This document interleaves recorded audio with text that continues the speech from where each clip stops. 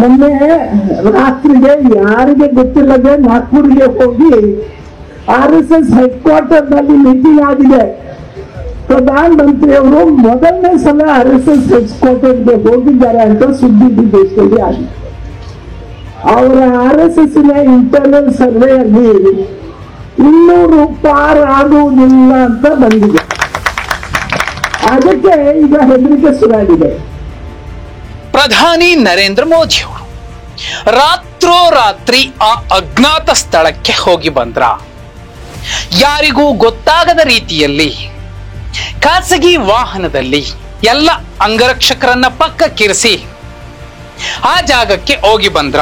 ಮೋದಿ ಅವರ ರಾತ್ರಿ ರಹಸ್ಯ ಭೇಟಿ ಏನು, ಯಾಕೆ, ಎಲ್ಲಿ, ಯಾಕೋಸ್ಕರ ಭೇಟಿ ಮಾಡಿದ್ರು? ಕಾಂಗ್ರೆಸ್ನ ಓರ್ವ ನಾಯಕಿ ಇಂಥದ್ದೊಂದು ಹೇಳಿಕೆಯನ್ನ ಸ್ಪಷ್ಟವಾಗಿ ಕೊಟ್ಟಿದ್ದಾರೆ. ಎಲ್ಲಿಗೋದ್ರು? ಕಳೆದ 10 ವರ್ಷಗಳಲ್ಲಿ ಇದೇ ಮೊದಲ ಸಲ ಆ ರಹಸ್ಯ ತಾಣಕ್ಕೆ ಮೋದಿ ಅವರು ಭೇಟಿ ಕೊಟ್ಟು ಬಂದಿದ್ದಾರೆ ಅನ್ನುವಂತಹ ಮಾತನ್ನ ಉತ್ತರ ಕನ್ನಡ ಲೋಕಸಭಾ ಕ್ಷೇತ್ರದ ಮಾಜಿ ಸಂಸದೆ, ಕೇಂದ್ರದ ಮಾಜಿ ಸಚಿವೆ ಮಾರ್ಗರೆಟ್ ಆಳ್ವಾ ಅವರು ಇಂಥದ್ದೊಂದು ಸ್ಫೋಟಕ ಸುಳಿವನ್ನ ಕೊಟ್ಟಿದ್ದಾರೆ.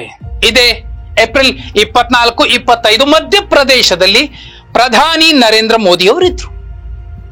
ಮಧ್ಯಪ್ರದೇಶದಲ್ಲೇ ಇರುವಂತಹ RSS ನ ಕೇಂದ್ರ ಕಚೇರಿ ನಾಗ್ಪುರಕ್ಕೆ ಮೊಟ್ಟ ಮೊದಲ ಸಲ ರಾತ್ರೋರಾತ್ರಿ ಹೋಗಿ ಬಂದ್ರು ಅನ್ನೋದಕ್ಕೆ ಒಂದು ಸುಳಿವನ್ನ ಮಾರ್ಗರೆಟ್ ಆಳ್ವಾ ಅವರು ಕೊಟ್ಟಿದ್ದಾರೆ. ಯಾಕೆ RSS ನಾಯಕರು ಯಾಕೆ ಮೋದಿ ಅವರನ್ನ ಕರೆಸಿದ್ರು, ಅಥವಾ ಮೋದಿ ಅವರು ಯಾಕೆ RSS ನಾಯಕರ ಜೊತೆಯಲ್ಲಿ, ಅದು RSS ನ ಕೇಂದ್ರ ಕಚೇರಿ ನಾಗ್ಪುರದಲ್ಲಿ ನಡುರಾತ್ರಿಯ ಭೇಟಿ ಮಾಡಿ ಬಂದ್ರು? ಬಹುಮುಖ್ಯವಾದಂತಹ ಗಂಭೀರವಾದಂತಹ ಸಭೆ ಯಾಕಾಯ್ತು?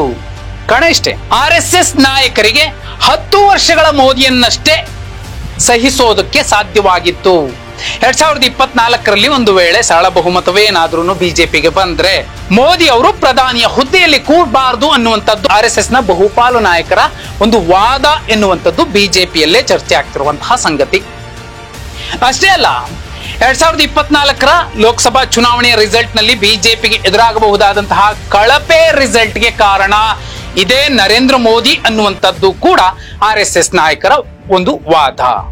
ಉತ್ತರ ಪ್ರದೇಶದ ಓರ್ವ ಪ್ರಭಾವಿ ನಾಯಕನನ್ನ ಅಥವಾ ಮಧ್ಯಪ್ರದೇಶದ ಓರ್ವ ಪ್ರಭಾವಿ ನಾಯಕನನ್ನ ಮುಂದಿನ ಪ್ರಧಾನಿಯನ್ನಾಗಿ ನೋಡುವ ಆಸೆಯನ್ನ RSS ಹೊಂದಿದೆ ಅನ್ನುವಂಥದ್ದು ಲೆಕ್ಕಾಚಾರ. ಇದೇ ಕಾರಣಕ್ಕೋಸ್ಕರ ನಡುರಾತ್ರಿಯ ರಹಸ್ಯ ಸಭೆಯಲ್ಲಿ RSS ತನ್ನ ಆಂತರಿಕ ಸಮೀಕ್ಷೆಯ ನಂಬರ್ಗಳನ್ನ ಮೋದಿ ಅವರ ಜೊತೆಲಿ ಹಂಚಿಕೊಂಡಿದೆ ಅನ್ನೋದನ್ನ ಮಾರ್ಗರೆಟ್ ಆಳ್ವಾ ಅವರು ಬಿಚ್ಚಿಟ್ಟಿದ್ದಾರೆ. ಇಂಥದ್ದೊಂದು ಸ್ಫೋಟಕ ಹೇಳಿಕೆಯನ್ನ ನೀಡಿದ್ದಾರೆ. RSS ನ ಆಂತರಿಕ ಸಮೀಕ್ಷೆಯ ಪ್ರಕಾರ ಬಿಜೆಪಿ 200ರ ಗಡಿಯನ್ನ ತ್ರಾಸದಾಯಕವಾಗಿ ಮುಟ್ಟುತ್ತೆ. ಇನ್ನು NDA ಮೈತ್ರಿ ಪಕ್ಷಗಳೆಲ್ಲವೂ ಸೇರ್ಕೊಂಡು 20 ಸ್ಥಾನಗಳನ್ನ ಗೆಲ್ಲಬಹುದು ಅನ್ನುವಂಥದ್ದು RSS ನ ಆಂತರಿಕ ಸಮೀಕ್ಷೆಯ ಲೆಕ್ಕ ಅನ್ನೋದು ಮಾರ್ಗರೆಟ್ ಆಳ್ವಾ ಅವರ ಒಂದು ವಾದ, ಅವರ ಹೇಳಿಕೆ. ಇನ್ನು ಇದಕ್ಕಿಂತಲೂ ಸ್ಫೋಟಕ ಸಂಗತಿ ಅಂದ್ರೆ ಇಂಡಿಯಾ ಮೈತ್ರಿಕೂಟ, ಕಾಂಗ್ರೆಸ್ ಒಳಗೊಂಡಂತಹ ಮೈತ್ರಿಕೂಟ ಏನಿದೆ, ಇದು 270ರ ಗಡಿಯನ್ನ ಮುಟ್ಟುತ್ತೆ ಅನ್ನುವಂಥದ್ದು ಮತ್ತೊಂದು ಶಾಕಿಂಗ್ ನ್ಯೂಸ್. ಇದೇ ಕಾರಣಕ್ಕೆ ಎಲ್ಲಿ ಸಾಧ್ಯವೋ ಅಲ್ಲಿ ಒಂದಷ್ಟು ವಿಪಕ್ಷದ ಅಭ್ಯರ್ಥಿಗಳನ್ನ ಹೆದರಿಸಿ, ಬೆದರಿಸಿ, ಅಪಹರಿಸಿ ಆದ್ರೂ ಅವಿರೋಧವಾಗಿ ಆಯ್ಕೆ ಆಗುವಂತಹ ಹೊಸ ಭಾಷ್ಯವನ್ನ ಪ್ರಜಾಪ್ರಭುತ್ವ ವ್ಯವಸ್ಥೆಯಲ್ಲಿ ಮೋದಿ ಅವರ ಪಕ್ಷ, ಮೋದಿ ಅವರ ಸರ್ಕಾರ ಮಾಡ್ತಿದೆ. ಆ ಕಾರಣಕ್ಕೋಸ್ಕರನೇ 5 ಕಡೆ ಬಿಜೆಪಿ ಈಗಾಗಲೇ ಅವಿರೋಧವಾಗಿ ಆಯ್ಕೆ ಆಗಿದ್ದೀವಿ ಅಂತ ಹೇಳ್ಕೊಂಡು ಓಡಾಡ್ತಾ ಇದೆ.